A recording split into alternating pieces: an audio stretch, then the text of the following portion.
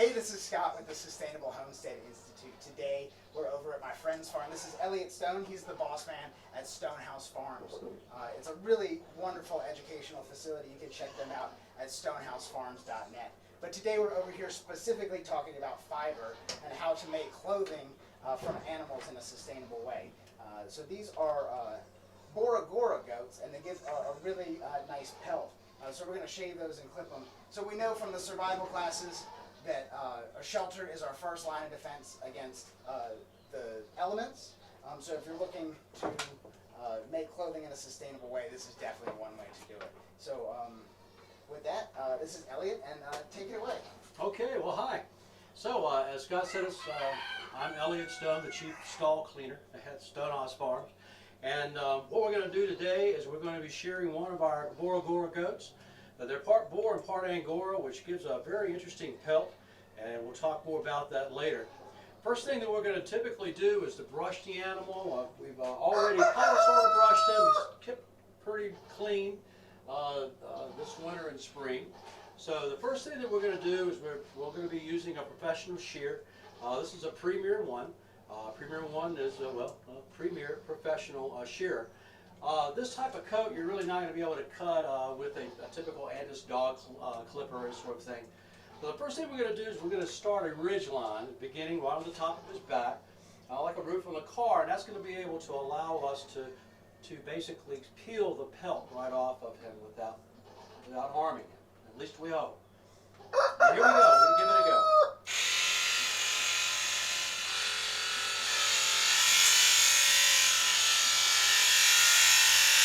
So they're going to kind of move around a little bit,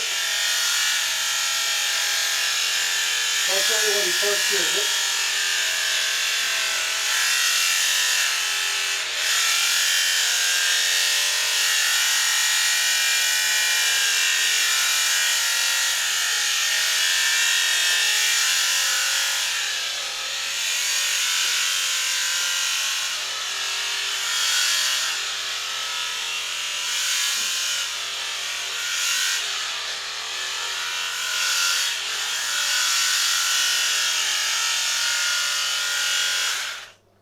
So by getting in a ridge line, now we're able to take and bring it down the sides. We're going to try to keep it together as much as possible. This makes it a lot easier when we start to utilize the fiber.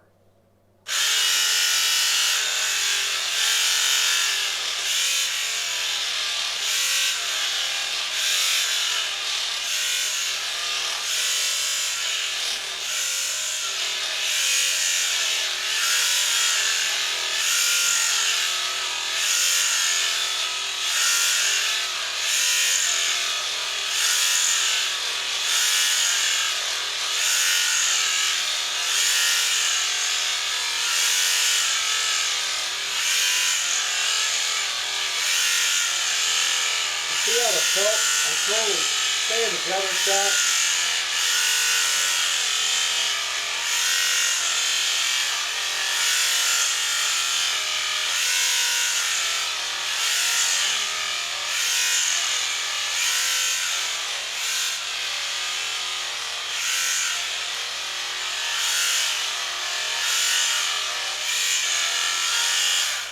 So I take it in a line area right here, and we're trying to keep as much of this together as you see as possible.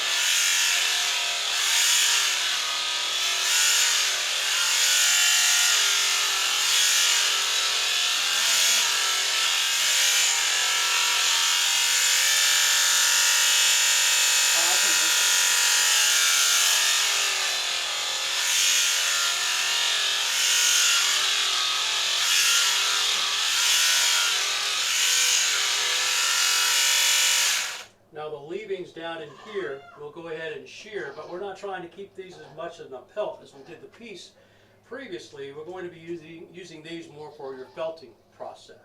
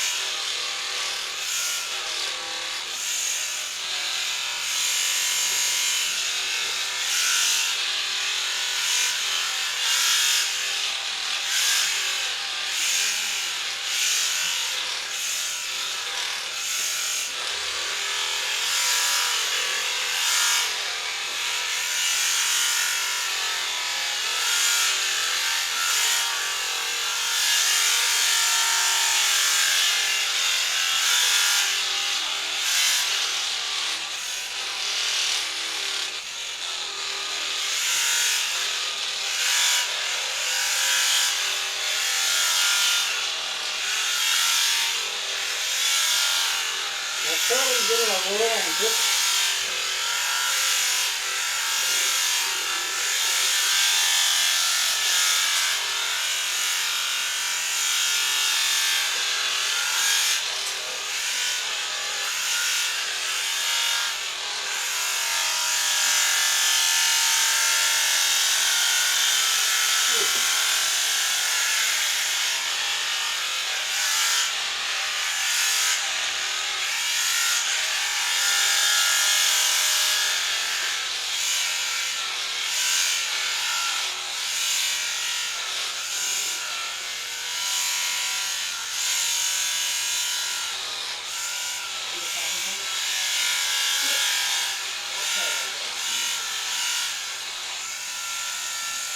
have to be very careful in some areas.